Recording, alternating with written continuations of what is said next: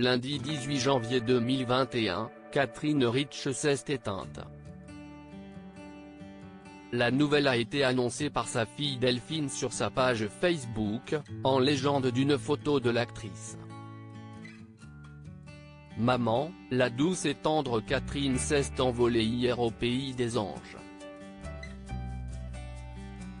A-t-elle écrit. Elle a également annoncé à l'agence France Presse, dont les propos ont été rapportés par Le Point, qu'elle a rendu son dernier souffle à l'hôpital Bichat où elle avait été admise après un malaise. Elle a précisé que son décès n'était pas lié à la Covid-19. Ses obsèques se tiendront vendredi 22 janvier à 15 h, à l'église Saint-Pierre-Saint-Paul d'Orgeval dans les Yvelines. CIST à ce même endroit que s'était tenue celle de son époux, Claude Rich, le 26 juillet 2017. L'acteur s'est éteint à l'âge de 88 ans après avoir perdu son combat contre une longue maladie. La belle carrière de Catherine Rich. Catherine Rich a débuté au cinéma, en 1962, son premier rôle fut celui d'Elsa Brown dans La Chambre ardente.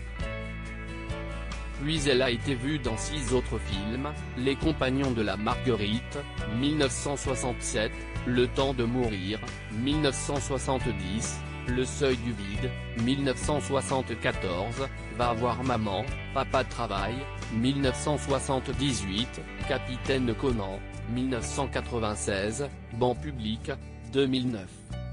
Mais CIST principalement sur les planches qu'elle a brillé. En effet, elle a joué dans pas moins de 27 pièces de théâtre. Sa première au théâtre fut en 1970 dans Un jour dans la mort au théâtre de la Gaîté Montparnasse, la dernière en 2016 dans l'Impresario de Smyrne au théâtre Montansière avant de partir en tournée. La persévérance de Catherine Rich a payé puisqu'elle a été nommée à plusieurs reprises aux Molières. En 1989 pour son second rôle pour La vraie vie, en 1991 pour son second rôle pour La dame de chez Maxime, en 1994 pour avoir joué dans Quand elle dansait, en 2001 pour L'homme du hasard et en 2004 pour Le sénateur Fox.